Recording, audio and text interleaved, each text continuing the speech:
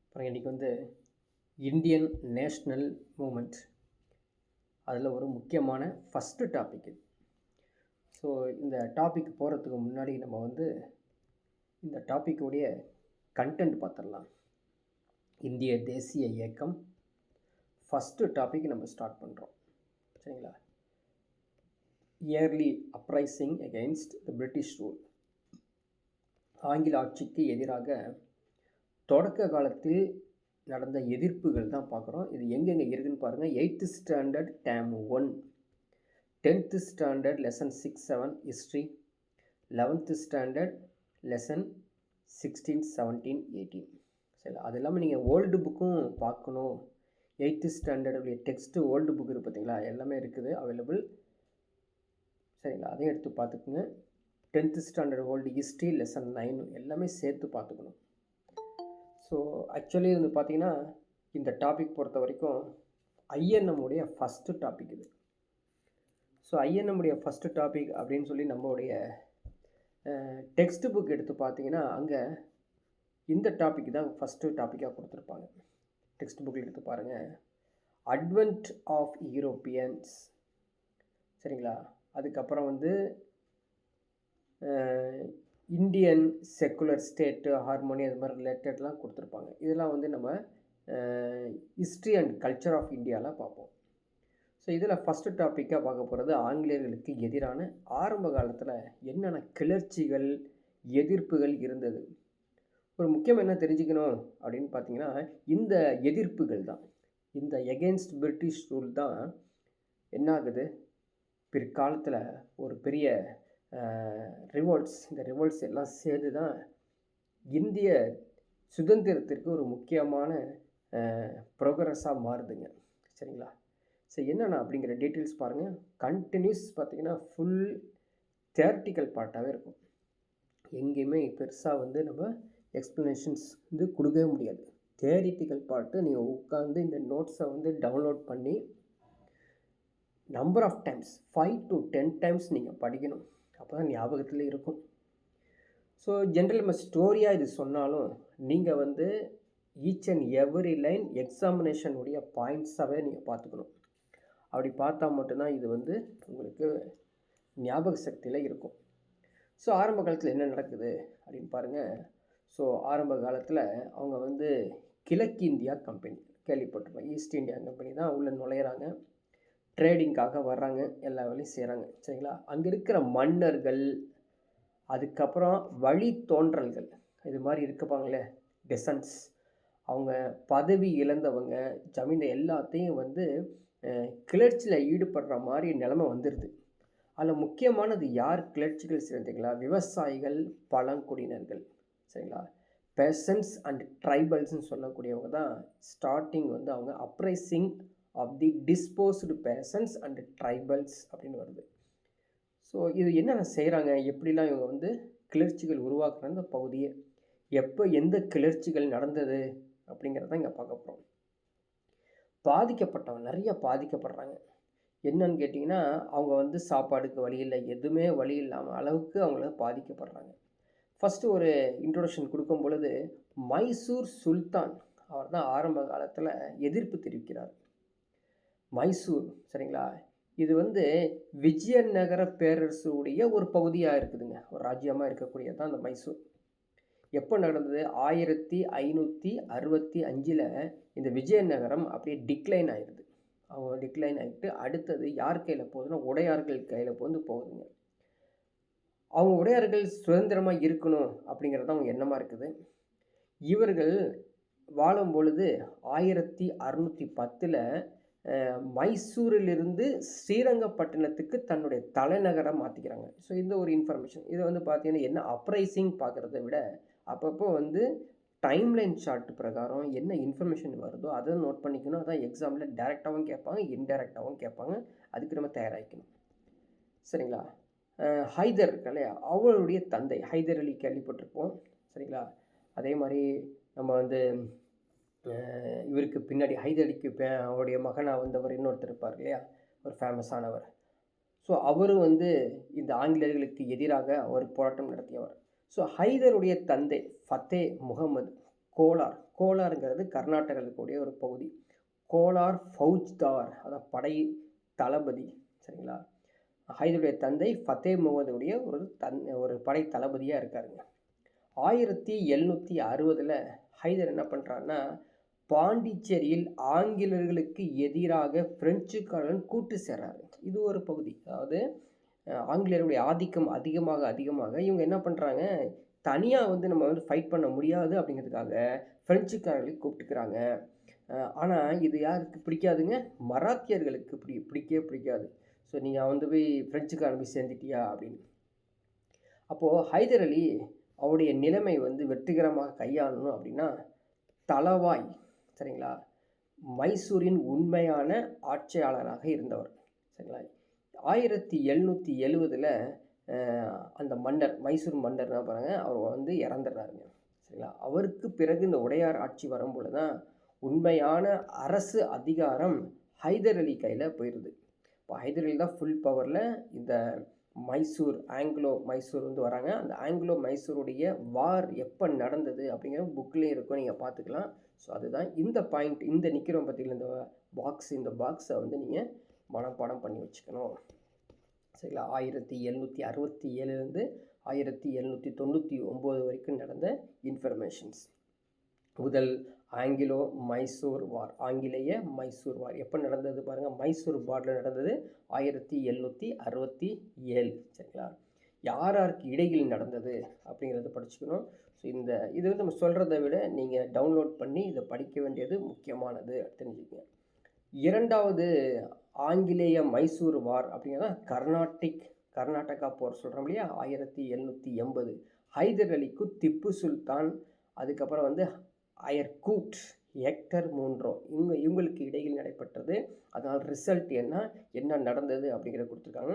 அதே போல் மூன்றாவது ஆங்கிலேய மைசூர் வார், இது மலபார் கோஸ்டல் நடந்தனால மலபாருங்கிற பேர். திப்பு சுல்தானுக்கும் கார்ன் வேலிஸ்க்கும் வில்லியம் மெதோஸ்க்கும் இடையே நடைபெற்றது. நான்காவது ஆங்கிலோ மைசூர் வார் வந்து ஸ்ரீரங்கப்பட்டணம், திப்பு சுல்தான், வேலஸ்லி, ஸோ இவங்களுக்கு இடையே நடந்தது. ஸோ இதில் வந்து பாருங்கள், கடைசியாக வந்து வின்னிங் எல்லாமே வந்து இங்கிலீஷ் விக்டரி தான் அதிகமாகவே இருக்கும். அதனால தான் திப்பு சுல்தான் இறந்ததுக்கப்புறம் ஆங்கிலேயருடைய ஆட்சி அப்படியே டோட்டலாகவே வந்து அப்படியே கவர் ஆகிடும். சரிங்களா? சரி, இப்போது இந்த பர்டிகுலர் வாரில் இது நம்ம வந்து தனியாக பார்ப்போம். அதாவது திப்பு சுல்தானுடைய வார் வந்து தனியாக பார்ப்போம், அது இந்த பகுதியில் வராது. சரிங்களா? இவங்க வந்து ஆங்கிலேயர்களுக்கு எதிராக என்னென்ன கிளர்ச்சிகள் செய்தார்கள் அப்படிங்கிறத இங்கே பார்க்க போகிறோம். அதில் அந்த பகுதி அப்படி என்னன்னு தெரிஞ்சுக்கிட்டு, திப்பு வந்து இறந்துடுறா இல்லையா, அப்போது உடையார் வம்சத்தில் மைசூர் பொறுத்த வரைக்கும் தென்னிந்திய கம்பெனி, அது ஈஸ்ட் இந்தியா கம்பெனி சொல்கிறோம் இல்லையா, அது தென்னிந்திய கம்பெனி, அவங்க வந்து உண்மையான தொடக்கத்தை ஃபுல்லாகவே தென்னிந்தியாவில் ஸ்டார்ட் பண்ணிடுறாங்க. ஸோ ஈஸ்ட் இந்தியா கம்பெனி வந்து தென்னிந்தியாவில் ஃபுல்லாகவே ஸ்டார்ட் பண்ணிடுறாங்க. ஸோ இதனால் என்னென்ன பகுதியை பிடிக்கிறாங்க பாருங்கள், இந்த சவுத் இந்தியா ஃபுல்லாகவே பிடிக்க ஆரம்பிப்பாங்க. முக்கியமாக இந்த மதராஸு, கர்நாடகா எல்லாமே பிடிப்பாங்க. சரி, இன் பிட்வீனில் இந்த திப்பு சுல்தான் என்ன பண்ணுறாங்க, இந்த ஃபஸ்ட்டு அட் வேலூர், அங்கே வேலூரில் போய் அவருடைய மகனை வந்து வேலூரில் சிறையில் அடைக்கப்படுறாங்க. பிறகு 1806 வேலூர் கிளர்ச்சி நடந்தனால அந்த திப்பு சுல்தானுடைய பையனை கல்கத்தாவுக்கு கொண்டு போயிடுறாங்க. சரிங்களா?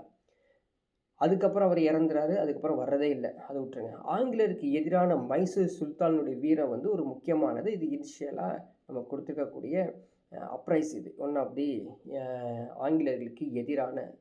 அடுத்தது வந்து பார்த்திங்கன்னா ஆங்கிலேயருக்கும் மராத்தியர்களுக்கும் நடந்த போராட்டம், அது போர்கள் 1775 1818. ஸோ முதலாவது ஆங்கிலேய மராத்தியருடைய போர் 1775 82 யாருக்கு இடையிலும் கொடுத்துருக்குது. அதே மாதிரி இரண்டாவது ஆங்கிலேய மராத்திய போர், மூன்றாவது ஆங்கிலேய மராத்திய போர். இது வந்து இண்டிவிஜுவலாக இருக்கும். இது இந்த பிளேஸ் ஃபுல்லாகவே நீங்கள் வந்து ஒரு 1/2 hour டைம் கொடுத்து நல்லா ப்ராக்டிஸ் பண்ணிக்கணும். ஏன்னா இதிலேருந்து கொஷின்ஸ் வந்து நிறையா கேட்பாங்க. சரிங்களா? சரி, பார்க்கலாம். ஃபஸ்ட்டு இங்கே சவுத் இந்தியாவில் வந்து பார்த்திங்கன்னா பாளையக்காரர்கள். ஸோ பாளையக்காரர்கள்லாம் ஆரம்ப காலத்தில் எதிர்ப்பு தெரிவிக்கிறாங்க. இவங்க யார் அப்படின்னா இந்த தமிழ்நாட்டில் இருக்கிறவங்க. சரிங்களா? என்ன நடக்குது அப்படின்னா, தமிழ்நாட்டில் இருக்கக்கூடிய பல கிராமங்கள அடகு வைத்து கடன் வாங்கி யாருங்க ஆற்காடு நவாப் அவர் செஞ்சிட்ருக்காரு. இத வந்து தடுக்கணும் அப்படிங்கிறதுக்காக தான் இவங்க வந்து போராட்டம் பண்ணுறாங்க ஒரு பக்கம். இன்னொரு பக்கம் கிழக்கிந்திய கம்பெனி நிர்வாகம் பாளையக்காய் அதிகாரத்திற்குள் நுழைந்து கடும் எதிர்ப்பை வந்து தெரிவிக்குது. அவங்களுடைய ஆட்சியில் நிர்வாகத்தில் எல்லாமே ஈஸ்ட் இந்தியா கம்பெனி உள்ளே நுழையுது. ஃபஸ்ட்டு ஒரு போராட்டம் அப்படின்னு பார்த்தீங்கன்னா 1799 பாலிகர் போர். பாலிகர் போர் இந்த பகுதி நிறுத்தி நீங்கள் மனப்பாடம் பண்ணிக்கணும். சரிங்களா? எப்போ நடந்தது? செப்டம்பர் 1799 முதல் பாலிகர் போர். எங்கே? திருநெல்வேலி மாவட்டத்தில் இருக்கக்கூடிய பாலிகர் அப்படிங்கிற பிளேஸில் நடந்தனால இதான் வந்து தமிழ்நாட்டில் நடந்த முதல் கிளர்ச்சியாக கருதப்படுது. பாஞ்சாலங்குறிச்சி பாளையத்தின் பொறுப்பாளராக இருந்த கட்டபொம்மன் நாயக்கர் தலைமையில் தான் அந்த பாலக்காரர்கள் அப்படின்னு சொல்லுவாங்கள்ல, அவங்க இருந்தாங்க. புலிதேவர் கேள்விப்பட்டிருப்போம் இல்லைங்களா? புலிதேவர் அவர் வந்து பார்த்தீங்கன்னா 1799 வந்து அவருடைய உரையை ஆரம்பித்தாலும் முதல் பாளையக்காரர் போர், சரிங்களா, எதிர்ப்பு உண்மையில் வந்து புலித்தேவருடன் நெற்காட்டு சேவல் அங்கே தான் ஆரம்பிக்குதுங்க. இது ஒரு முக்கியமான நிகழ்வு. ஆங்கிலேயர்களே எதிர்த்த முதல் இந்திய மன்னர் இவர் தான். ஸோ இந்த பாயிண்ட்டு முக்கியமானது தானே. யார்? புலிதேவர்னு சொல்லக்கூடியவர் முதல் பாளையக்காரர். அவர் தான் வந்து பாளையக்காரர்கள் 1750 நெற்காட்டு சேவல் அப்படிங்கிற பிளேஸில் எதிர்ப்பு தெரிவிக்கிறாங்க. மீதி எல்லாம் அடிமையாக இருக்கும்போது இவர் எதிர்ப்பு தெரிவிக்கிறாங்க.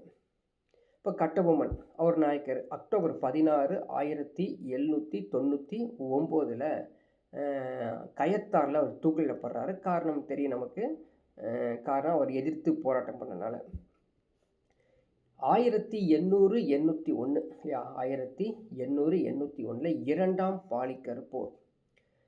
இது வந்து பார்த்தீங்கன்னா தென்னிந்திய கிளர்ச்சி என்று அழைக்கப்படுகிறது. இதுதான் வந்து சவுத் இந்தியன் ரிபெலியன் அப்படின்னு சொல்லக்கூடியது. இது செகண்ட் பாளையக்கார் வார் 1801. ஸோ தென்னிந்தியாவில் ஒரு கூட்டமைப்பு போல் இருந்திருக்காங்க.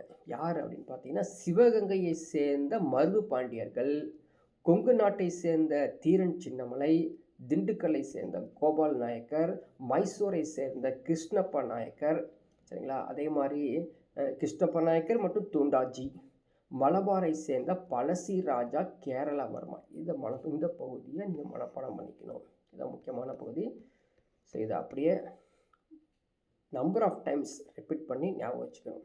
சரிங்களா? ஸோ இது மாதிரி ஒரு கூட்டமைப்பு மாதிரி கிளர்ச்சி பண்ணிகிட்டே இருக்காங்க. இப்போ ஜென்ரலி வந்து பார்த்தீங்கன்னா ஆங்கிலேயர்கள் தோக்கிற மாதிரி இருந்தாங்க அப்படின்னா ட்ரீட் ஸ்டார்ட் பண்ணிடுவாங்க. ஒரு ட்ரீட் பண்ணிடுவாங்க. ட்ரீட்னா ஒப்பந்தம் பெறுவாங்க. 1801 கர்நாடகா ஒப்பந்தம் கையெழுத்தானது. தமிழ்நாட்டின் மீது ஆங்கிலேயருக்கு நேரடி கட்டுப்பாட்டு கொடுத்ததே இந்த கர்நாடகா ஒப்பந்தம் அப்படிங்கிறது தெரிஞ்சுக்கணும்.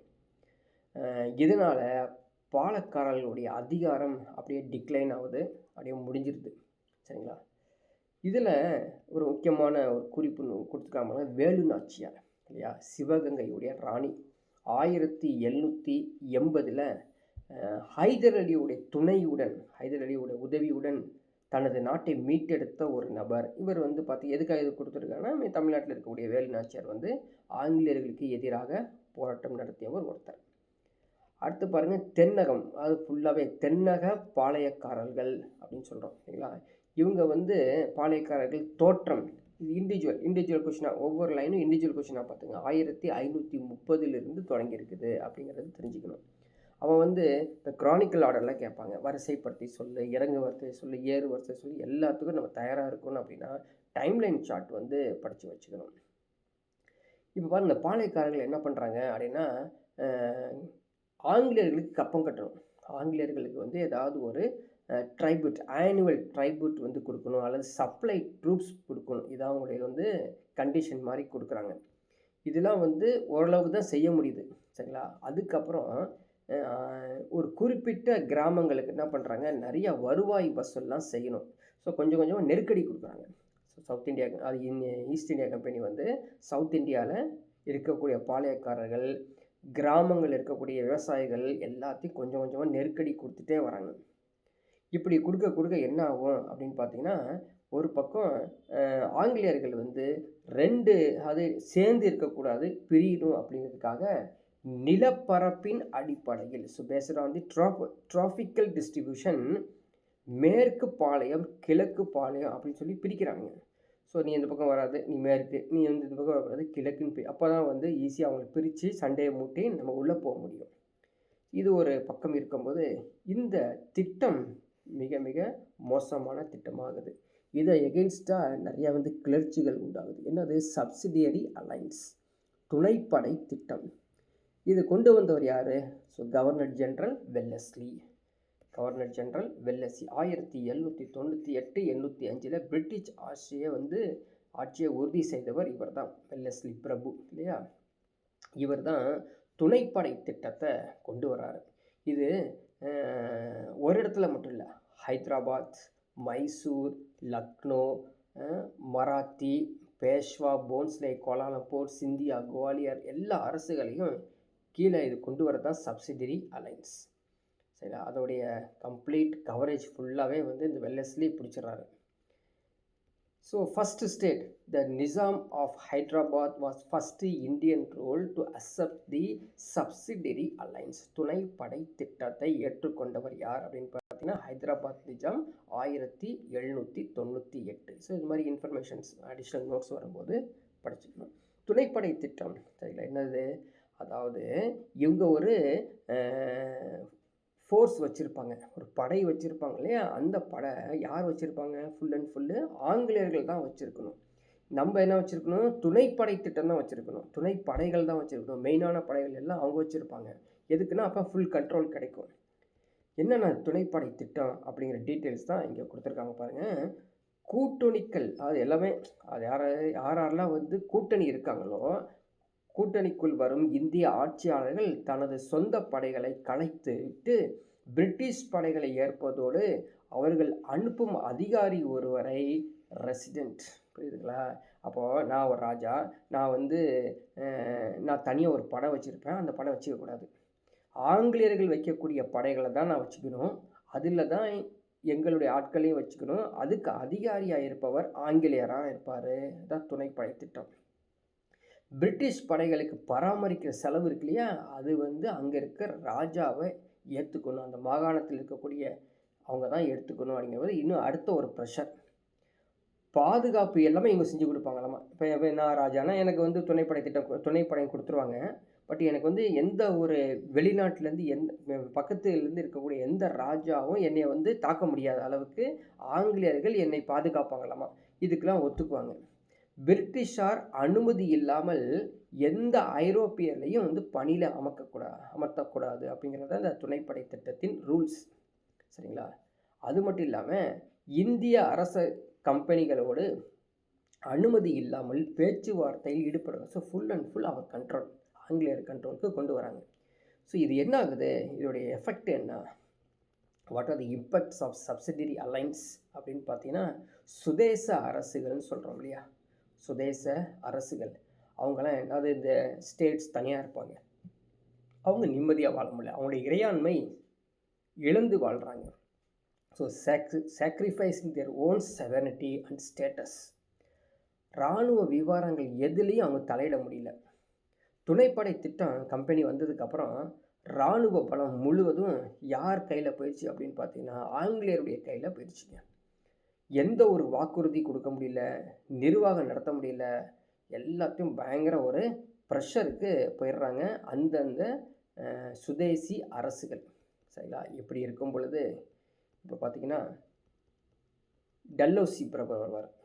சரிங்களா? அவர் வந்து டாக்ட்ரைன் ஆஃப் லேப்ஸ் கொடுக்குறாரு.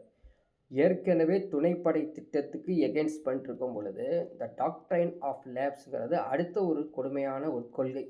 என்ன அப்படின்னு பார்த்தீங்கன்னா, உண்மையான வாரிசு யார் இருக்காங்களோ, எந்த ராஜாவோட உண்மையான வாரிசு இருக்காங்களோ அவங்க தான் ஆட்சியில் இருக்கணும். தத்து எடுத்த குழந்தையோ வேறு ஏதாவது நீங்கள் வந்து அண்ணனோ தம்பியோ நீங்கள் வந்து ஆட்சிக்கு வரக்கூடாது அப்படின்னா, இது முக்கியமான டாக்ட்ரைன் ஆஃப் வாரிசு உரிமை இழப்பு கொள்கை. யார் கொண்டு வந்தாங்க? டல்ஹௌசி. மறந்துடாதீங்க, இதை ஞாபகம் வச்சுக்கணும், இந்த லிங்க்கு தான் ஞாபகம் வச்சுக்கணும். ஸோ வாரிசு இழப்பு பண்ணுறாங்க. நிறைய பேர்த்துக்கு. அப்படி வாரிசு இழப்பு பண்ண ஒரு எக்ஸாம்பிள் சொல்கிறாங்க. சத்தாரா மன்னரான ஷாஜி இறந்த பின் 1848 அவர் தத்தெடுக்கப்பட்ட வாரிசை டல்ஹௌசி அங்கீகரிக்க மறுத்தார். இதான் வந்து உண்மையான த டாக்ட்ரைன் ஆஃப் லேப்ஸ். இப்படி நிறைய அரசுகள் என்ன பண்ணுது பார்த்தீங்களா, ஆட்சியை இழந்து எல்லாமே வந்து பிரிட்டிஷ் ஆட்சிக்கு கையில் போயிடும். மராத்தியர்களின் கடைசி பேஷ்வா 1851 இறந்ததுக்கப்புறம் 33 வருடங்கள் கம்பெனி கொடுத்த ஓய்வூதியத்தை பெற்று இன்னொருத்தர் ஓடிடுவார். அதையும் டல்ஹௌசி தன்னுடைய கண்ட்ரோலில் வச்சுக்குவார். இப்படியே ஒவ்வொரு ஸ்டேட்டாக பிரிட்டிஷ் அரசாங்கம் பிடிச்சிக்கிட்டே இருக்கும். ஜான்சி, சரிங்களா, ஜான்சி அரசர் அவருடைய சுங்கதா தராப் நவம்பர் 1853 இறந்ததுக்கு மறுகணமே அவ்வரசு அவருடைய வாரிசு யாருமே இல்லாதனால டல்ஹௌசி கையில் சேர்த்துருவாங்க. இது மாதிரி 3ஆம் ரகுஜி போன்செல் அவளுக்கு குழந்தை இல்லாதனால நாக்பூர் உடனடியாக கம்பெனி ஆட்சியில் இணைக்கப்பட்டது. மாதிரி நிறையா ஸ்டேட்ஸு சேர்ந்துக்கிட்டே இருக்கும். அப்போது இது வந்து பார்த்திங்கன்னா டோட்டலாக அங்கே இருக்க ஆட்சி செய்கிற இந்த பிரின்சஸ் ஸ்டேட்ஸ் சொல்லுவாங்க இல்லைங்களா, மாகாண சுதேசி அரசர்களுக்கு ஒரு பெரிய ஒரு பிரச்சனையாக வந்து வரக்கூடாது. ஸோ என்னென்ன பிரச்சனைகள் சொல்கிறோம், அதனால் ஏற்படக்கூடிய கிளர்ச்சிகள். அடுத்தது பாருங்கள், 1757 என்ன, பிரிட்டிஷ் வந்து ஃபுல் பவரில் இந்தியாவை கேப்சர் பண்ணுது. எப்போ அப்படின்னா இந்த Plassey, the battle of Plassey இல்லை, பிளாசி போர் 1757. இதுதான் முக்கியமானது. இது ஃபுல்லாகவே விரிவுபடுத்துது. இதில் வந்து பார்த்திங்கன்னா அதிகாரமற்ற அரசை வைத்து கொண்டு அவரது பின்புலத்தில் கம்பெனி அதிகாரிகள் செயலாற்றிருக்க மாதிரி ஃபுல் அண்ட் ஃபுல்லு வந்து பிடிச்சிருவாங்க. வெல்லஸ்லியுடைய துணைப்படை திட்டம் ஹைதராபாத், பூனா, மைசூர் எல்லா பக்கமே வந்து கொஞ்சம் எகென்ஸ்ட் பண்ண ஆரம்பிக்கிறாங்க. டல்ஹௌசியுடைய வாரிசு இழப்பு கொலை, டாக்டர் லேப்ஸ் இருக்குது பார்த்திங்களா, அது கூட நிறையா மன்னர்கள் எதிர்ப்பு தெரிய ஆரம்பிச்சிடுறாங்க. ஸோ அது மாதிரி எதிர்ப்பு கொஞ்சம் கொஞ்சமாக வந்துட்டு இருக்குதுங்க. பிறகு rural India during the advent of British, so எல்லாமே காலனி ஃபுல்லாகவே வந்து கம்ப்ளீட்டாக கேப்சர் பண்ணுறாங்க. இந்திய பொருளாதாரம் விவசாயம் சார்ந்ததாகவே இந்தியாவில் இருக்குது. இதை பேஸ் பண்ணி என்ன பண்ணுறாங்க, பேஷன்ஸ் நிறையா பேரை ஸ்ட்ரகிள் கொடுக்குறாங்க, கேள்விப்பட்டிருப்போம். பிரிட்டிஷ் அரசாங்கம் இந்தியாவில் 3 முக்கிய நில வருவாய்கள் கொண்டு வராங்க. மேஜர் லேண்ட் ரெவென்யூ சிஸ்டம், அது இல்லாமல் ஜெனரல் சிஸ்டம், நில உரிமை முறைகளும் பண்ணுறாங்க. என்னென்னது, நிரந்தர தேர்வு, ஸோ பர்மனண்ட் செட்டில்மெண்ட், வேல்வாரி சிஸ்டம், ராயத்துவாரி சிஸ்டம், இதுக்கும் எகென்ஸ்ட் ஆகுது. இது வந்து நாட்டில் வந்து கிளர்ச்சிகள் வருவதற்கு காரணமாக இதாக இருக்குது. ஸோ லேண்ட் ரெவென்யூ சிஸ்டமுடைய 3 கொடுக்குறோம். யார் யார் கொடுத்தாங்கன்னு சொல்லி மனப்பாடம் பண்ணி வச்சுக்கணும். இந்த பிளேஸை பாருங்கள். பர்மனண்ட் செட்டில்மெண்ட் கொடுத்தது லார்ட் கார்ன்வாலிஸ். ராயத்வாரி சிஸ்டம் பண்ணவர் தாமஸ் மொன்ரோ. மேல்வாரி system Lord William Bentinck. So இதை வந்து மனப்பாடம் பண்ணி வச்சுக்கோங்க. எங்கேயாவது பொறுத்துகளை நேரடியாகவோ மறைமுகவோ கேட்க வாய்ப்பு இருக்குது. ஸோ பிரிட்டிஷ் இந்தியா கவர் ஆகிற பிளேஸ் பாருங்கள், பஞ்சாப், அதான் மஹல்வாரி சிஸ்டம். பஞ்சாபில் வந்து மஹல்வாரி சிஸ்டத்தை கொண்டு வராங்க. பாம்பே, மதராஸ் இந்த பகுதியில் வந்து ராயத்வாரி சிஸ்டம். பெங்கால், பீகார், ஒரிசாவில் வந்து பர்மனெண்ட்டு செட்டில்மெண்ட், இது மாதிரி சிஸ்டம்ஸை வந்து இன்ட்ரடியூஸ் பண்ணுறாங்க. சரி பார்க்கலாம், என்ன அந்த சிஸ்டம்ங்க பர்மனெண்ட் செட்டில்மெண்ட் அப்படிங்கிற நிலையான நிலவரி திட்டம். கார்ன்வாலிஸ் 1793, சரிங்களா, ஒரு 10 வருட, அதுக்கு வந்து தசாப்த காலம், தசாப்த டெசினியல் அவர் அறிமுகப்படுத்தாங்க. இது வந்து ஒரு நிரந்தர தீர்வு என்று எல்லாரும் நினைக்கிறாங்க. அதாவது நீங்கள் வந்து குத்தகை கிடைக்கிறது, இந்த டெனண்ட் கொடுக்கறது எல்லாமே வந்து வரி கொடுக்குறீங்க இல்லையா, அந்த வரி வந்து 10 இயர்ஸ் ஒன்ஸ் கொடுங்க அப்படிங்கிற மாதிரி. இது கொஞ்சம் பெட்டராக இருக்க போல தெரியுது அப்படின்னு எல்லோரும் நினச்சாங்க. வங்காளம், பீகார், ஒரிசா, ஊபி, வாரணாசி பிரிவு, வடக்கு கர்நாடகா எல்லாரும் வந்து இதை வந்து செட்டில்மெண்ட் பண்ணுறாங்க. பிரிட்டிஷ் இந்தியாவில் மொத்தம் பரப்பில் 19% ஃபுல் அண்ட் ஃபுல் இந்த சிஸ்டத்தை கொண்டு வந்துடுறாங்க. இந்த சிஸ்டம் பார்த்திங்கன்னா பிற்காலத்தில் ஜமீன்தாரி, ஜாகிர்தாரி, மல்குசாரி, பிஸ்வேதாரி பல்வேறு பெயர்களால் இதை வந்து அறியப்பட்டது அப்படின்னு சொல்கிறாங்க. நான் வச்சுக்கணும். ஸோ பர்மனெண்ட் செட்டில்மெண்ட், நிரந்தர நிலையான தீர்வுன்னு சொல்கிறோம் பார்த்தீங்களா, அது வந்து என்ன, அதுக்கு பேர் பிற்காலத்தில் ஜமீன்தாரி, ஜாகிர்தாரி, மல்குசாரி, பிஸ்வேதாரி அப்படிங்கிற ஒரு பேரில் அறியப்படுதாமா. ஸோ ஜமீன்தார் சிஸ்டம் என்ன அப்படின்னு பார்த்தீங்கன்னா,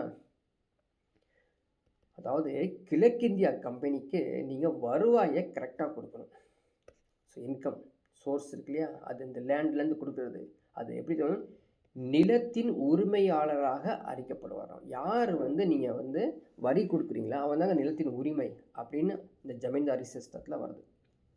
உழவர்களிடமிருந்து வருவாய் வசூலிக்கும் அரசின் முகவராக செயல்பட்டவர் தான் யார்? ஜமீன்தார். ஜமீன்தார் எப்படி அப்படின்னு பார்த்தீங்கன்னா, மற்றவங்க சொத்துக்கு எல்லாத்துக்குமே இவர் தான் வந்து ஓன் சொத்து மாதிரி வச்சுக்குவார். உழவர்களிடமிருந்து வசூலான வருவாயில் 10ல் 11 அரசுக்கு வழங்கிடணுமா. புரியுதுங்களா? ஸோ 10, அது எக்ஸாம்பிளுக்கு ஒரு 100 ரூபா 11 ரூபா வாங்குறாருன்னா 10 ரூபா கொடுத்துடணும், 1 ரூபா இவர் வச்சுக்கலாம். அப்போ என்னன்னு பார்த்தீங்கன்னா, மறைமுகமாக ஜமீன்தார் வந்து பணக்காரராக ஆகிட்டு இருப்பாருங்க. மறைமுகமாக அவர் சும்மாவே உட்காந்து வாங்கிட்டு இருப்பார். So patta, written agreement to the ryots, ராயட்டுகள் பட்டா வந்து எழுதப்பட்டு தான் கொடுக்கப்படுது. ஸோ இப்படி கொடுக்கப்பட்டுள்ள இந்த சிஸ்டத்தில் நீதித்துறை அதிகாரங்கள் பறிக்கப்படுது. என்ன பண்ணுறாங்க பாருங்கள், இந்த ஜமீன்தாரே நீதிமன்றம் அவர் சொன்னால் முடிஞ்சு போச்சு. அதுக்கு வந்து எதுவுமே நீங்கள் அப்பீல் பண்ண முடியாது, அதோட நின்றுக்கும். பணம் கொடுக்கணும்ப்பா, வரி கொடுக்கணும், நீங்கள் வேறு எதுவும் பேசாத, மழை பெய்யல, விளைச்சல் இல்லை எல்லாம் சொல்லாத, வரி கொடுத்து அவ்வளோதான், இப்படி நின்றுக்கும். அப்போ இவங்களுக்கு நீதியே கிடைக்காம இருக்கும். யாருக்கு? பேஷன்ஸ்க்கு. ஒரு அடிஷ்னல் நோட்ஸ் கொடுத்துருக்காங்க பாருங்கள், சன்செட் லா. சன்செட் லான்னு ஒன்று இருக்குது. என்ன சன்செட் லா? சூரியன் மறைவு சட்டம். இது கடுமையான விதி சட்டமாக. என்னன்னா, குறிப்பிட்ட தேதியில் சூரியன் மறைவதற்குள் ஜமீன்தார் வரியை செலுத்த தவறினால் அவர்களது ஜமீன்தாரி ஏலம் விடப்படும். புரியுதுங்களா? அவர் வந்து ஏலம் கரெக்டாக சூரியன் மறைவதற்குள்ளே அமௌண்ட்டு பே பண்ணிடணும் எங்கேயாவது போய். அதான் சூரியன் மறையும் திட்டமாமா. மண்ணை உழுவர்களுக்காக கருதப்பட்டதால் ரைட்டுகள் குத்தகைக்காரர்களாக மாறினர். ரைட்டுகள் வந்து ரைட்டுகள்லாம் யார்? இந்த ஜமீன்தார்ஸ்லாம் வந்து குத்தகைக்காரர்களாக மாறினார். ஜமீன்தார் சிஸ்டம் பாருங்கள். பேஷன்ஸ் தான் தெரியும் உங்களுக்கு. விவசாயிகள் அவங்க வந்து ஜமீனுக்கு கொடுப்பாங்க, ஜமீன் வந்து பிரிட்டிஷ் கவர்மெண்ட்டுக்கு கொடுப்பாங்க. அப்போ இந்த மீடியேட்டராக இருக்கக்கூடிய ஜமீன் தான் பார்த்து பேஷன்ஸ் எல்லோரும் பயப்படுவாங்க. நம்மளை வந்து பிரிட்டிஷ் கவர்மெண்ட்டில் வந்து மாட்டி விட்டு நம்மளை வந்து அதிகமாக வரியோ அல்லது அவங்க லேண்டை வந்து அபகரிக்கிற வேலையோ எல்லாம் செஞ்சுருவாங்கன்னு சொல்லி இது மாதிரி சிஸ்டத்தை வச்சுருப்பாங்க. இதில் நிறைகள் என்ன, குறைகள் என்ன, அதுவும் மெரிட்ஸ் அண்ட் டிமெரிட்ஸும் தெரிஞ்சிடும். இதில் என்ன அப்படின்னு பார்த்தீங்கன்னா, இந்த தரிசு நிலங்கள்னு சொல்கிறோம்ல, வேஸ்ட் லேண்ட்ஸ், அது இல்லாமல் ஃபாரஸ்ட்டு, இது எல்லாமே கல்டிவேபிள்.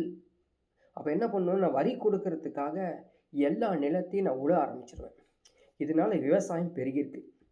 ஜமீன்தார்கள் நிலத்தின் உரிமையாளர்களாக மாறிடுவாங்க. ஏன்னா அவன்கிட்ட போய் நம்ம வந்து நம்ம எவ்வளோ நிலம் வச்சுருக்கோன்னு சொல்லி பட்டா கொடுக்கணும், கொடுத்து வாங்கினா தான் நம்ம அந்த வரியை செலுத்த முடியும்.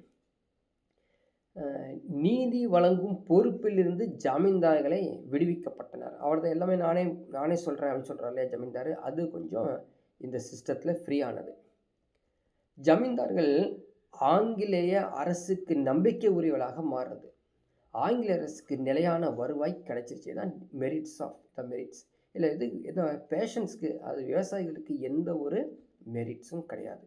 ஸோ டிமெரிட்ஸ் பார்த்திங்கன்னா, ஆங்கில அரசு விவசாயிகளுடன் நேரடி தொடர்பு கொள்ளவில்லை. புரியுதுங்களா? இது ஒரு ஜமீன்தாரி சிஸ்டம் கூட பிரச்சனை. விவசாயிகள் உரிமைகள் மறுக்கப்படுவதோடு ஜமீன்தார்களின் பொறுப்பில் விடப்பட்டன. எல்லாம் ஜமீன்தார் தான், நீங்கள் பார்த்துக்க பாடின்னு. இதனால் என்னாச்சு, விவசாயிகள் முழுவதும் அடிமைகளாகவே நடத்தப்பட்டன. இதனால் என்னாச்சு, ஜமீன்தார் இருக்காலையா, அவன் ஜாலியாக இருப்பான், சோம்பேறியாக இருப்பான். அது இல்லாமல் அவன் தான் கமிஷன் வாங்குறான்ல, ஆடம்பரமாக இருப்பான், லக்ஸுரியஸாக வாழ்ந்துட்டு இருந்தான். வங்காளத்தில் கிராமப்புறங்களில் ஜமீன்தார்களும் விவசாயிகளுக்கும் இடையில் பல மோதல்கள் ஏற்பட்டுச்சு. தான் வந்து கொஞ்சம் கொஞ்சமாக டிஸ்பியூட் ஸ்டார்ட் ஆகும். இது வரைக்கும் ஜமீன்தாரி சிஸ்டத்துடைய டீட்டெயில்ஸ் பார்த்தோம். Next Ryotwari system. இது இந்த தாமஸ் மொன்ரோ, அதுக்கப்புறம் கேப்டன் கேப்டன் ரீச் 1820 இவர் வந்து இன்ட்ரடியூஸ் பண்ணாருங்க, அறிமுகப்படுத்தினார். இது வந்து எங்கெங்கே போணுச்சு தெரியுங்களா? மெட்ராஸ், பாம்பே, அஸ்ஸாம், அதுவும் இல்லாமல் பிரிட்டிஷ் இந்தியாவின் கூர்க் மாகாணங்கள், அந்த பகுதியில் எல்லாமே இந்த ராயத்வாரி சிஸ்டத்தை இன்ட்ரடியூஸ் பண்ணியிருக்காங்க. ஜமீன்தார் தானே ஃபுல் அண்ட் ஃபுல்லு உரிமையாக இருந்தார், அது கிடையாது. விவசாயிகளே நேரடியாக உரிமையாக இருந்தாங்க. விவசாயிகள் நேரடியாக அரசாங்கத்துக்கு வரி செலுத்துனாங்க. இதுதான் வந்து ராயத்வாரி சிஸ்டம். இதில் வந்து பரப்பளவு ஏரியா கவரேஜ் கொடுத்துருக்காங்க பாருங்கள். ஜமீன்தாரியில் 19%, மகள்வாரியில் வந்து 30%. ஸோ அப்படி நீங்கள் வந்து கம்பேரிஷன் கொடுத்தீங்கன்னா ராயத்வாரியில் பிரிட்டிஷ் இந்தியாவின் மிகப்பெரிய பகுதியை 51% உள்ளடக்கியது அப்படின்றாங்க. ஸோ ஆரம்பத்தில் வந்து மண், பயிர், தன்மையை அடிப்படையில் வருவாய் வந்து கிடச்சிச்சாமா. 20 முதல் 30 ஆண்டுகளுக்கு பிறகு வாடகைகள் திருத்தப்படும். விவசாயிகளின் நிலை மிகவும் கொஞ்சம் பாதுகாப்பாக இருந்தது இந்த சிஸ்டத்தின் பிரகாரம் அப்படின்னு சொல்கிறாங்க. சரி, த சைலண்ட் ஃபீச்சர்ஸ் ஆஃப் ராயத்வாரி சிஸ்டத்தோட என்னென்னா அப்படின்னு பார்க்கலாம். வருவாய் இருக்குது பார்த்தீங்களா, நேரடியாக ரைட்ஸ் மூலமாக, ஸோ ரயாட்ஸ் சொல்லுவாங்களே, ரயாட்ஸ் மூலமாக செலுத்தப்படுகிறது ஒன்று பார்த்தது. அதே போல் நீங்கள் வச்சுருக்கக்கூடிய அந்த ஃபீல்டு மெஷர்மெண்ட் எடுத்துக்குவாங்க. எவ்வளோ ப்ரொடக்ஷன் பண்ணுறீங்கன்னு சொல்லி கால்குலேட் பண்ணி தான் கொடுப்பாங்க. அது கொஞ்சம் ஈஸியாக இருந்துச்சு. சப்போஸ் இந்த ப்ரொடக்ஷன் குறைவாக பண்ணால் குறைவாக நீங்கள் வரி செலுத்தினா போதும். விளைபொருட்களின் தேவையை 45% முதல் 55% வரை அரசு நிர்ணயித்தது. இது ஒரு பாசிட்டிவாக இருந்தது. இம்பேக்ட் என்னன்னா வந்து விளைவுகள் ஏற்பட்டது அப்படின்னு பார்த்தீங்கன்னா, நில வருவாய் அதிகமாக இருந்தது. சிறந்த பருவங்களில் ரைட்கள் மற்றும் பராமரிப்பு விடப்படவில்லை. சரிங்களா? நல்ல ஒரு சீசன் டைமில் வந்து சரியான மகசூல் பண்ணல. அரசாங்கத்தில் இந்த அமைப்பில் வந்து ஜாமீன்தார்களுக்கு பதிலாக விவசாயிகளை சுரண்டியது. அதாவது ஜமீன்தார் சிஸ்டத்தில் வந்து ஜமீன்தார் சுரண்டிட்டு இருந்தான். இப்போது அரசாங்கம் நேரடியாக விவசாயிகளை என்ன பண்ணுதுங்க, லூட் பண்ணிகிட்ருக்கோம், எக்ஸ்ப்ளாய்ட் பண்ணிகிட்ருக்கோம். மகள்வாரி சிஸ்டம், மகள்வாரி முறைனா என்ன?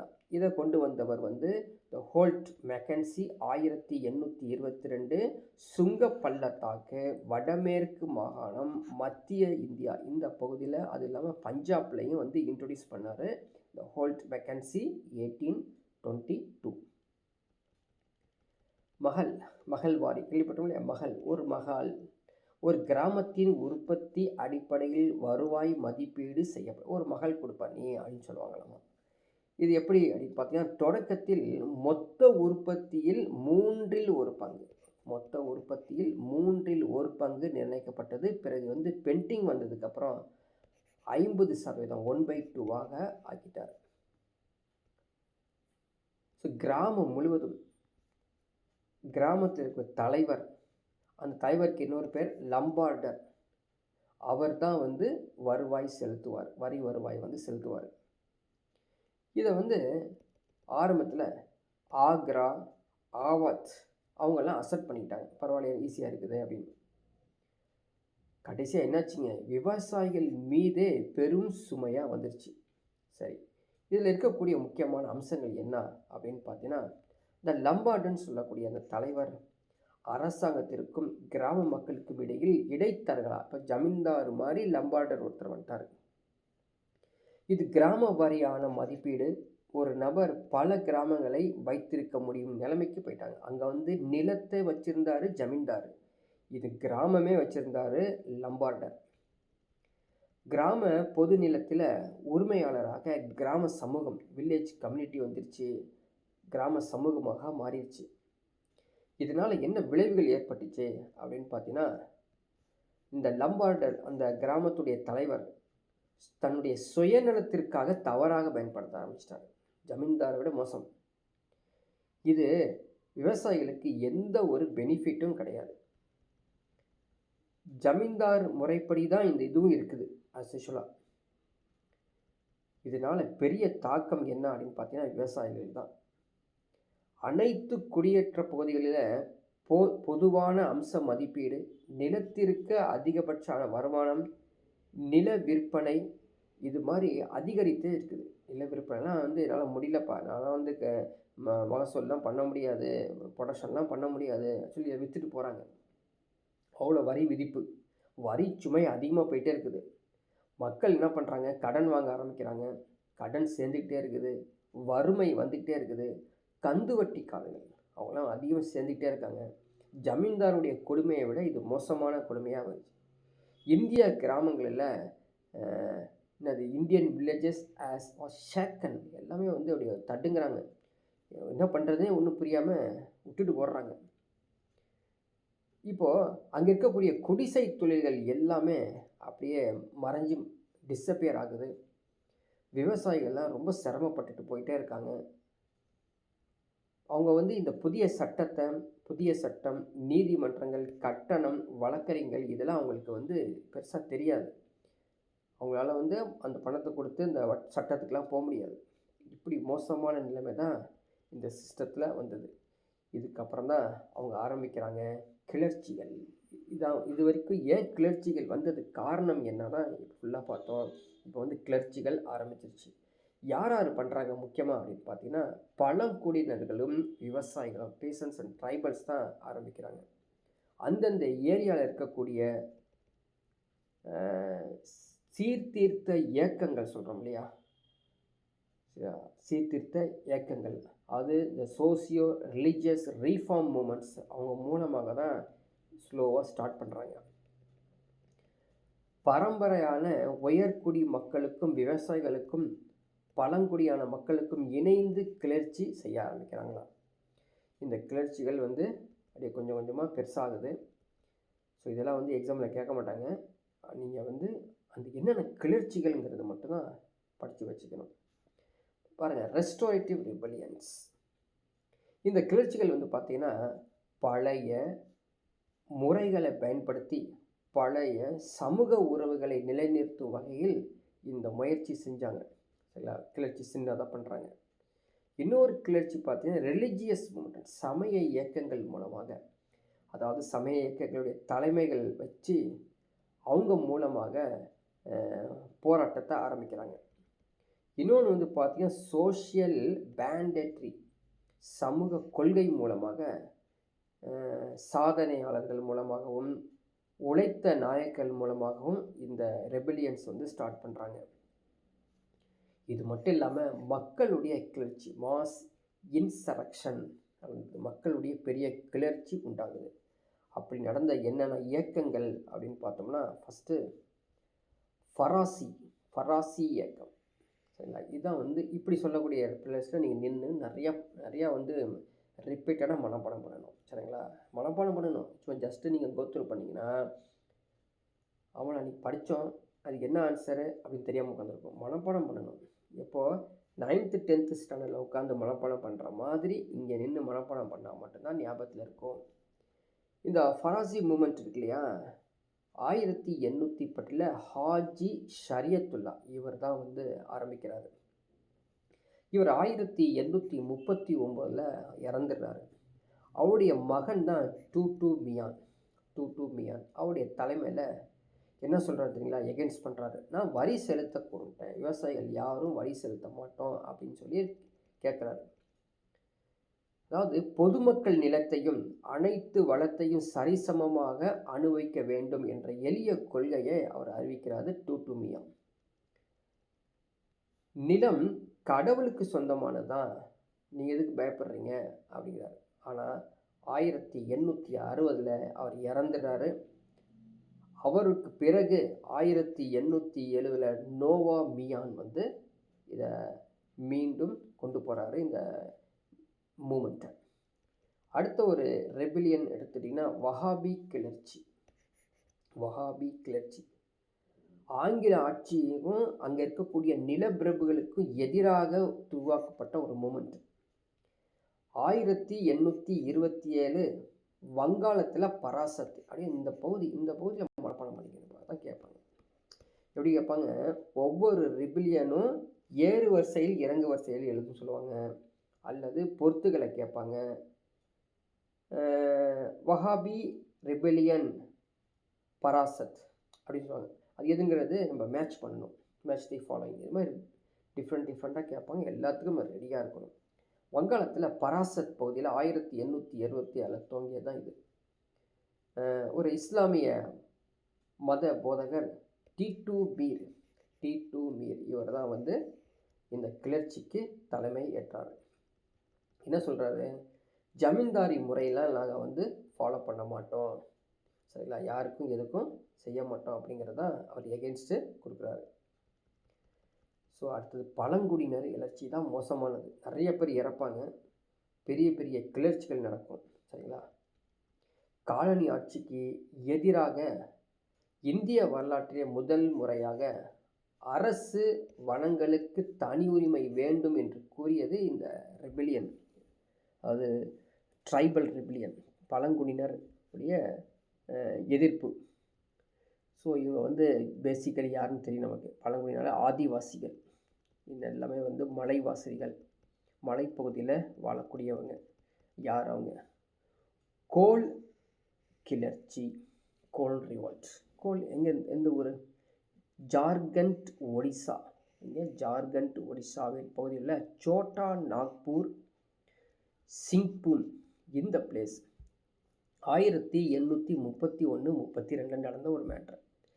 யாருங்க தலைமை?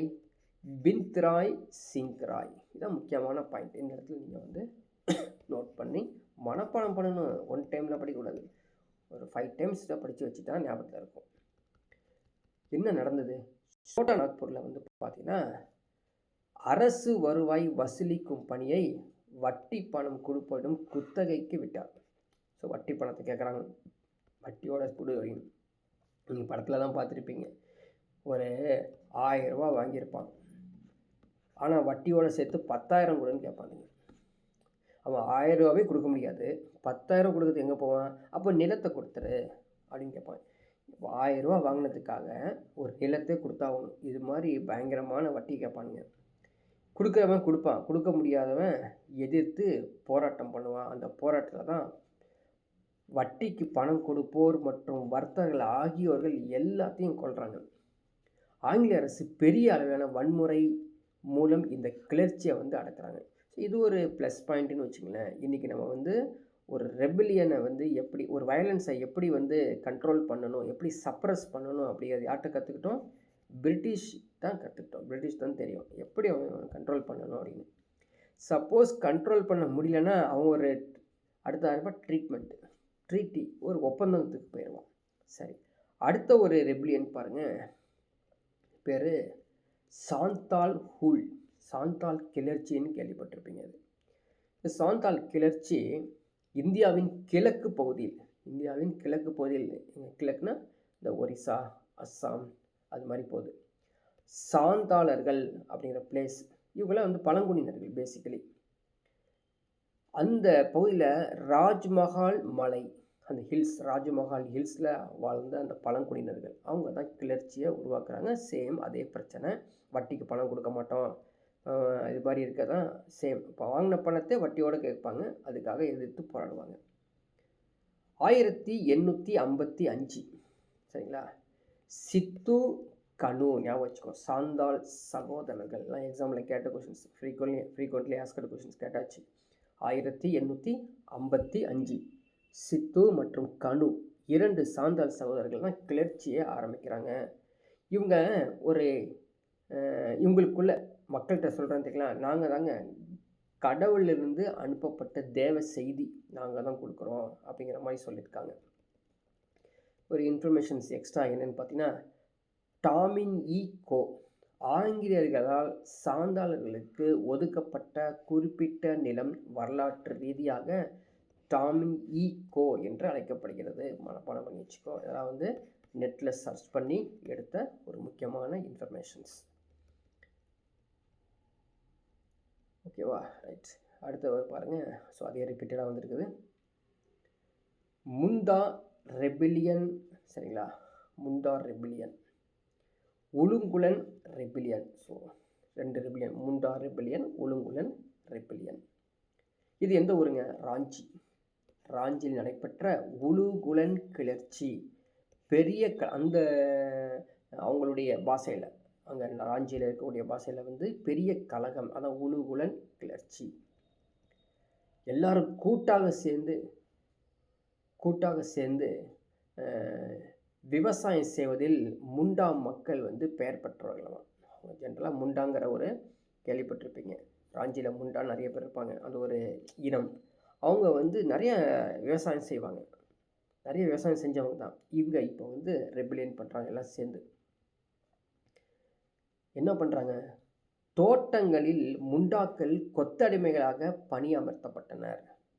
இதனால் 1890 அந்த பழங்குடியினர்கள் இடம்பெற செய்வது, அது இடம்பெயர்னா ஒரு இடத்துலேருந்து இன்னொரு இடத்துக்கு கட்டாயப்படுத்தி உழைப்பிற்கு உட்படுத்துகிறாங்க. இப்படி கட்டாயப்படுத்தும் போது அதில் இருக்கக்கூடிய முக்கியமான யார்? பீர்சா முண்டா. அவர் சொல்கிறார் மக்கள்கிட்ட, நான் தான்ப்பா கடவுளின் தூதர், நான் சொல்கிறத கொஞ்சம் கேளுங்க அப்படின்னு சொல்லி ஒரு கிளர்ச்சி ஆரம்பிக்கிறார். 1889 இந்த கிறிஸ்மஸ் நாள், டிசம்பர் 25, பயங்கரமான ஒரு வயலன்ஸை வந்து அவர் கொண்டு வராரு. நிறைய காவல் நிலையங்கள், அரசு அதிகாரிகள் எல்லாம் தாக்கப்பட்டாங்க, பல பேர் வந்து இறந்தாங்க. இறுதியாக இந்த கிளர்ச்சி தாங்க முடக்கப்பட்டது. ஸோ அப்படியே ரெசிஸ்டன்ஸ் பண்ணிடுவாங்க. 1900 பிப்ரவரி மாதம் மீர்சா முண்டா கைது செய்யப்பட்டு சிறையில் அடைத்து அங்கே சாகடிச்சிருவாங்க. ஸோ அவருடைய பாயிண்ட்டு முடிஞ்சிடும். 1908 சோட்டா நாக்பூர் குத்தகை சட்டம் நிறைவேற்றப்பட்டு பழங்குடியினர்கள் நிலத்தின் பழங்குடியினர்கள் அல்லாதவரை நுழைச்சிட்டாங்க இங்கே சோட்டா நாக்பூரில். இதனாலேயும் ஒரு ரெபிலியன்ஸ் வந்து ஸ்டார்ட் ஆகும். இது மட்டும் இல்லாமல் இவங்களுக்கு வேற ஒரு பிரச்சனை பாருங்கள், செல்வத்தையும் சுரண்டுறாங்க, ட்ரைன் ஆஃப் வெல்த். தொழில் முடக்கமும் பண்ணிடுவாங்க. ஐரோப்பிய நாடுகள் கிழக்கிலிருந்து பெருமளவு இறக்குமதி செய்து கொண்டே அளவிற்கு ஆரம்பத்தில் ஏற்றுமதி செய்ய முடியவில்லை. அதான் பிரச்சனை. ஏற்றுமதியான நறுமணப் பொருட்கள், பருத்தி, ஆபரணங்கள் முதலானவற்றை மாற்றாக கிழக்கு நாடுகளுக்கு ஐரோப்பியிலிருந்து எதுவும் தேவைப்படவில்லை. சரிங்களா? அதாவது இங்கேருந்து எல்லாத்தையும் எடுத்துகிட்டு போயிடுவானுங்க, அங்கேருந்து எதுவும் கொடுக்க மாட்டானுங்க. அப்படின்னா என்னது? இங்கேருந்து என்னது வெஸ்டர்ன் கண்ட்ரிக்கு போயிடும், வெஸ்டர்ன்லேருந்து ஈஸ்டர்ன் கண்ட்ரிஸ்க்கு வராது. இது இங்கிலாந்தின் ஏற்பட்ட தொழிற்புரட்சி முறை. இது வந்து நம்ம இந்தியாவில் அஃபெக்ட் ஆகும். துணி ஏற்றுமதியில் முதன்மை பெற்று விளங்கிய இந்தியா லங்காஷியரின் சந்தையாக மாற்றப்பட்டது. இங்கேருந்து எல்லாமே ஏற்றுமதி செய்யப்பட்டாங்க. காட்டன் இண்டஸ்ட்ரி ஃபேமஸ் ஆனது இங்கேருந்து ஃபுல்லாக அங்கே போகும். இப்படி செஞ்சுட்டு இருக்கும்போது இந்தியாவுக்கு இறக்குமதியான பொருட்களை இறக்குமதி வரி ஏதும் விதிக்காமல் தங்கு தடையின்றி அனுமதிக்கும் கொள்கையை பின்பற்றது. உள்நாட்டில் உற்பத்தியான பொருட்களை விட விலை குறைவாக இருந்தது. பிரச்சனை புரியுதுங்களா? வெளிநாட்டிலேருந்து வந்து எந்த ஒரு வரி இல்லாமல் இறக்கிட்டாங்கன்னா இங்கே ப்ரொடக்ஷன் பண்ணுறவன் யாரும் வாங்க மாட்டான். நிறைய நெசவாளர்கள், வணிகர்கள் வேலையை இழந்து சிரமப்படுறாங்க. நிறைய கைவினை பொருட்கள், கைவினை கலைஞர்கள் வேலையே இருக்காது, எல்லாமே ஸ்டாப் ஆயிடும் டோட்டலாகவே. ஸோ அதோடைய கம்பேரிஷன் சார்ட்டு 1813 1856 எப்படி இருந்தது, 1750 51 இருந்தது அப்படின்னு ஒரு சின்னதாக ஒரு சார்ட் கொடுத்துருக்காங்க. ஸோ வேளாண்மை புறக்கணிக்கப்பட்டது, பாசன வசதி ஏற்படுத்தப்படவில்லை. இப்போ இருந்தால் என்ன ஃபெமினிஸ், தொடர் சக்ஸஸிவ் ஃபெமினிஸ் வந்து நம்ம இந்தியாவில் பிரேக் டவுன் ஆகுது. முக்கியமாக இந்த பகுதி east and south of India, அந்த இடத்துல பயங்கரமாக வந்துடுது. ராயத்துவாரி முறையின் தாக்கம் சீரழிந்து போன பிறகு வஞ்சகமாக ஜமீன்தாரிலிருந்து விடுவிக்கப்பட்ட வேளாண் குடிகள் உருவாக்குவதே உண்மையில் பெரிய நிலக்கிழார்களாக வலுவடைந்து விட்டார்கள். ஸோ என்ன மீனிங் அப்படின்னா, உண்மையிலே சிரமப்பட்டவங்க எல்லாரும் வந்து பஞ்சத்தில் பட்டாங்க, வாங்கி புரோக்கராக இருந்தவங்களாம் பணக்காரன் ஆகிட்டான். ஸோ இந்தியாவில் பஞ்சம், பிரிட்டிஷ் ஆட்சியில் பஞ்சம் அடிக்கடி வந்துருச்சு. எப்போனா 1800 1825 கிட்டத்தட்ட 22 பஞ்சங்கள் நடந்துக்கிட்ட 22 பஞ்சங்கள் நடந்துருக்குதுங்க. 50 லட்சத்திற்கு, நம்ம வந்து கொரோனாவில் நினச்சிட்டு இருக்கிறோம், 50 லட்சத்திற்கு மேலாக இறந்துருக்காங்க பஞ்சத்தில், சாப்பாடு இல்லாமல். 1901ஆம் ஆண்டில் கணக்கிடும்போது 1866ஆம் ஆண்டிற்கு பிறகு 10 பெரும் பஞ்சங்கள் நம்ம இந்தியாவில் இருந்திருக்குது. கிட்டத்தட்ட ஒரு 1.5 crores மக்கள் இறந்துருக்காங்களாமா. 1833 காலனி அரசு எடுத்த முடிவை பஞ்ச காலத்தில் பலமாக பின்பற்றியது. என்ன அப்படின்னா த லைசர் ஃபேர். ஞாபகம் வச்சுக்கோ, இல்லை எக்ஸாம்பிள் கேட்பாங்க. லைசர் ஃபேர், தலையிடா வணிக கொள்கை கடைபிடித்தது. ஓரளவுக்கு வந்து பெனிஃபிட்டாக இருந்தது. பல ஆண்டுகளுக்கு பிறகு இந்த பஞ்சங்கள்லாம் ஓரளவுக்கு சாதாரணமானதுக்கப்புறம் மெட்ராஸுடைய ஃபெமினியை பற்றி சொல்கிறோம். சென்னை மாகாணமும் பெரும் பஞ்சத்தில் 1876-78 அஃபெக்ட் ஆகிருக்குது. அப்போ வைஸ்ராய் இருந்தவர் யார் அப்படின்னு பார்த்தீங்கன்னா லைட்டன், வைஸ்ராய் லைட்டன். அவர் என்ன பண்ணுறாரு, ஒரிசாவில் பின்பற்றியது போலவே வைஸ்ராய் லிட்டன் கைவிரிக்கும் போக்கையை பின்பற்றுகிறார். எனக்குலாம் தெரியாது அப்படின்னு. மாகாணத்தில் 35 லட்சம், அப்படியே மெட்ராஸ் மாகாணத்தில் வந்து 35 லட்சம் இறந்துட்டாங்க. பஞ்ச குறியீடு அப்படின்னு கொடுத்துருக்காங்க. நிவாரணத்திற்காக பஞ்ச குறியீடு ஃபெமினி கோட் உருவாக்கிய ரிச்சர்ட் ஸ்டாட்சி 1880 தலைமையிலான பஞ்ச ஆணையம் நிறுவப்பட்டது. இதெல்லாம் அந்த புக்கில் இருக்காது. ஸோ நெட்லேருந்து எடுத்தது, படிச்சு வச்சுக்கோ, எக்ஸாமில் கேட்பாங்க. ஸோ அடுத்த இன்னொரு பிரச்சனை ஒப்பந்த கூலி. இது அதை விட கொடுமை. அதாவது உங்களுக்கு வந்து வேலை வாங்கி தரேன்னு சொல்லி கடல் மார்க்கமாக கூட்டு போய் அங்கேயே தள்ளி விட்டுருவாங்க. தோட்டப்பயிரின் அறிமுகம், மலைச்சரிவு நில பயிரிடு முறை, இலங்கை, மொரீஷியஸ், பிஜி, மலையா, கரீபியன் ஐலண்ட்ஸ், நேட்டால், தென்னாப்பிரிக்கா, இந்த பகுதிகளெல்லாம் தொழிலாளர்கள் தேவைப்படுதுன்னு சொல்லி லேபர்ஸ், எனார்மஸ் லேபர்ஸ் ரெக்வயர்டுன்னு சொல்லி என்ன பண்ணுவாங்க, அள்ளிட்டு இங்கேருந்து போவாங்க இந்தியன்ஸை. இந்த கம்பெனி அரசு ஈஸ்ட் இந்தியா கம்பெனி 1843 இந்தியாவின் அடிமை முறையை ஒழித்த பின் ஒப்பந்த கூலி முறையை உருவாக்குது. அதனால் என்ன பண்ணுறாங்க, எல்லாத்தையும் வந்து அப்படியே கடல் மார்க்கமாக அந்த நாட்டுக்கு கொண்டு போகும்போது போகிற வழியிலேயே நிறைய பேர் வந்து இறந்துருவாங்க, திரும்ப வரமாட்டாங்க. ஸோ இதெல்லாம் வந்து பயங்கரமான ஒரு கொடுமை.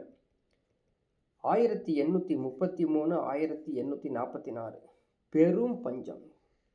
So outbreak of 2 famines அப்படின்னு பார்த்தீங்கன்னா 1833 1843 10 இயர்ஸ் கேப்பில் நடந்திருக்குது. கிட்டத்தட்ட எத்தனை லட்சம் பேருங்க, 1.5 லட்சம் பேர். 1.5 லட்சம் பேர் என்ன பண்ணாங்க, அப்படியே அள்ளிட்டு, இங்கே சாப்பாடு இல்லைப்பா, நான் என்ன பண்ணுறது, கிளம்பி வாங்க, உங்களுக்கு வந்து நான் வேலை வாங்கி தரேன் அப்படின்னு சொல்லி 1,44,000 இல்லைங்க 14 லட்சம், அது 1 crore இல்லையா, 1.5 மில்லியன்னா 1 crore தாண்டிடுது சரியா. 1.5 மில்லியன் பீப்புளை அப்படியே வந்து சிலோனுக்கு கூட்டு போகிறாங்க ஒப்பந்த தொழிலாளர்களை. அங்கே வந்து சரியான தொழில் இல்லாட்டி அத்தனை பேரும் இறந்துருவாங்க. அடுத்தது பாருங்க, செல்வம் சுரண்டல். தாதாபாய் நௌரோஜி இந்தியாவில் வறுமையும் பிரிட்டிஷ் தன்மையற்ற ஆட்சியும் அப்படின்னு சொல்லி ஒரு நூல் எழுதியிருக்காராமா தாதாபாய் நௌரோஜி. இந்தியாவிலிருந்து பெருந்தொகை உள்நாட்டின் செலவு கட்டணம் என்ற வகையில் இங்கிலாந்துக்கு போய் சேர்க்கிறது. இங்கேருந்து பணத்தை எடுத்து போய் இங்கிலாந்து கொடுத்துருவாங்க. கம்பெனியின் பங்குதாரர்களுக்கு வழங்கப்பட்ட லாபம் அவங்களுக்கு அதிகம். இது மாதிரிலாம் வந்து நிறைய செஞ்சுருக்காங்க. ஓய்வு பெற்றோருக்கு சேர வேண்டிய ஓய்வு ஊதிய தொகை எதுவுமே இல்லை. லண்டனில் அமைந்திருந்த இந்திய அலுவலகத்தில் பணியாற்றிய ஊழியர்களுக்கும் செயலருக்கும் வேண்டிய பெரும் சம்பளம், இங்கேருந்து பணத்தை எடுத்துகிட்டு போய் அவங்களுக்கு சம்பளம். ஸோ வந்து ஒரு ஆர்டிக்கலில் சொல்லியிருப்பாங்க, நம்ம சென்னை மெட்ராஸ் போர்ட் இருக்கு இல்லையா, துறைமுகம், அந்த துறைமுகத்தில் பக்கத்துலேயே வந்து சாப்பாடுக்கு வழி இல்லாமல் பஞ்சத்தில் இருந்து செத்துட்டு இருப்பாங்களாமா. ஆனால் கோதுமையும் அரிசியும் வந்து மேற்கத்திய நாடுகளுக்கு ஏற்றுமதி ஆகிட்டு இருக்குமாம். இது மட்டும் இல்லாமல் இந்தியா எக்ஸ்பென்ஷன் பண்ணுறதுக்காக நிறைய செலவுகள் பண்ணியிருக்காங்க. இப்போ ரீசெண்டாக 1857 த ரிவால்ட்ஸ், ஒரு பெரும் தி கிரேட் ரிவால்ட்ஸ்னு சொல்லுவாங்க, பெரும் கிளர்ச்சி ஏற்படுது. 1857 ஆங்கிலேயர்கள் ஆட்சியின் மக்கள் பெரும்பாலானோர் ஏற்கவில்லை. இவங்க வந்து சரியாக ஆட்சி செய்ய மாட்டாங்க, வேண்டாம் அப்படி மாதிரி பண்ணிடுறாங்க. காலனி ஆட்சிக்கு பண்பும் கொள்கையின் விளைவாகவும் உருவானது தான் இந்த பெரும் கிளர்ச்சி. இந்த கிரேட் ரிவால்ட்ஸ்க்கு என்ன இம்பேக்ட் நடந்திருக்குது அப்படின்னு பார்த்தீங்கன்னா, பொருளாதார ரீதியாக சுரண்டல். சரிங்களா? 1857 ஆண்டு புரட்சிக்கு முக்கியமான காரணமாக இதான் அமையுது. இது அந்த எக்கனாமிக்கலி எக்ஸ்ப்ளாய்டிங் தான் முக்கியமானது. அடுத்து கேள்விப்பட்டிருப்போம், வாரிசு இழப்பு கொள்கை, துணைப்படை திட்டம், இதுவும் ஒரு காரணமாக இருந்தது. அது இல்லாமல் மத மாற்றம், நிறைய பேர் கிறிஸ்துவ மதத்துக்கு மாற சொல்லி பிரச்சனை. சதி ஒழிப்பு, பெண் சிசு கொலை ஒழிப்பு, விதவை மறுமணம், பெண் கல்விக்கான ஆதரவு போன்ற நடவடிக்கைகள் இந்திய கலாச்சாரத்தை தலையிடுவதாக கருதப்பட்டது. அந்த மக்கள் இதை நல்லது செஞ்சாலும் அது வந்து கருதப்பட்டது. அது இல்லாமல் இந்திய சிப்பாய்கள் ஆங்கில அதிகாரிகளால் தாழ்வாகவும் அவமரியாதையாகவும் நடத்தப்பட்டது. பதவி உயர்வு இந்தியர்களுக்கு இல்லாமல் போகிறது. இது மாதிரி டிஃப்ரெண்ட்டாக அவங்களுக்கு வந்து அஃபெக்ட் பண்ணுறாங்க. ஸோ இமிடியட் காஸ், அந்த பெரும் கிளர்ச்சி ஏற்படுறதுக்கு உடனடி காரணம் என்ன அப்படின்னு பார்த்தோம்னா, அந்த என்ஃபீல்டு ரக துப்பாக்கி தான். என்ஃபீல்டு ரக துப்பாக்கி இன்ட்ரடியூஸ் பண்ணது. அதில் வந்து என்ன, பசுவோடைய கொழுப்பும் பன்றியோட கொழுப்பும் தடவி தான் வாயில் கடிக்கிறோம், பற்கலாம். இது கடிக்க மாட்டேன் அப்படின்னு சொல்கிறாங்க இல்லையா? இந்த இந்திய சிப்பாய்கள் இந்து முஸ்லீம் தங்களது மத உணர்வை புண்படுத்துகிற மாதிரி இருந்தனால அவங்க செய்யலை. இந்த என்ஃபீல்டு துப்பாக்கியை பயன்படுத்த அவங்க என்ன பண்ணுறாங்க, ரெஃப்யூஸ் பண்ணுறாங்க, அதை வந்து டோட்டலாக அவாய்ட் பண்ணுறாங்க. ஸோ இதனால் என்னாச்சுங்க, புரட்சி உருவாயிடுச்சு. 1857 மார்ச் 29 எங்கே, பாரக்பூர் பங்கால் படைப்பிரிவில் சேர்ந்த மங்கள் பாண்டே என்ற சிப்பாய் கொழுப்பு தடவப்பட்ட துப்பாக்கியை பயன்பட மறுத்ததால் அவரது கைது செய்யப்பட்டு விசாரணைக்கு பின் தூக்கிலிடப்பட்டது. 1857 மே 10 மீரட்டில் முறையாக குதிரைப்படையை சேர்ந்த சிப்பாய்கள் புரட்சியில் ஈடுபட்டனர். 11வது மற்றும் 20வது உள்ளூர் காலாட்படைகளும் அவங்களோட சேர்ந்தாங்க. ஆங்கிலேயர்கள் அலுவலர்களை கொலை செய்து டெல்லிக்கு விரைந்தனர். இது அடுத்த ஒரு நிகழ்வு. டெல்லிக்கு வந்த மீரட் சிப்பாய்கள் மே 11 2ஆம் பகதூர் ஷாவை இந்தியாவின் பேரரசராக அறிவித்தாங்க. அதன் மூலம் டெல்லி பெரும் புரட்சி மயமாக மாறிடுச்சு. இது மட்டும் இல்லாமல் இந்த பிரச்சனை லக்னோ, கான்பூர், ஜான்சி, பிரைலி, பீகார், பைசாபாத், அது இல்லாமல் நார்த் இந்தியா ஃபுல்லாகவே இது பரவுது. ஸோ நிறையா பிரச்சனைகள் உருவாக ஆங்கிலேய அரசு கொடுத்த பலருடைய பட்டங்கள், ஓய்வு ஊதியங்கள் எல்லாத்தையும் என்ன பண்ணுறாங்க, அரசை பழி வாங்குவதற்காக புரட்சியில் பலர் வந்து கலந்து கொள்கிறாங்க. ஸோ தலைவர்கள் யார், லக்னோவில் வந்து பேகம் ஹஸ்ரத் மஹால் தலைமையில் நடந்ததாமா, பீகாரில் வந்து கன்வர் சிங் தலைமையில் நடந்திருக்குது. ஆனால் இந்த கலகம், இந்த சப்ரேஷன், இந்த ரிவால்ட்டு ஈஸியாக சப்ரேஷன் பண்ணிட்டாங்க. ஏன்னா இவங்களுக்கு தலைமை யாருமே இல்லை, சரியாக இவங்க செய்யலை. டெல்லியில் நடந்தது யார் மூலமாக, 2ஆம் பகதூர் மூலமாக. கலகத்தை அடக்கியவர் ஜான் நிக்கல்சன், படிச்சுக்கோ, அப்ளை பண்ணிக்கோ. லக்னோவில் நடந்த ரிவால்ட் வந்து பேகம் ஹஸ்ரத் மஹால், ஹென்ரி லாரன்ஸ் அடக்கிட்டார், சப்ரஸ் பண்ணிட்டார். கான்பூரில் Nana Sahib, Sir Colin Campbell. Jhansi குவாலியரில் வந்து ராணி லட்சுமிபாய், தாந்தியா தோபே, ஜெனரல் ஹக்ரோஸ்.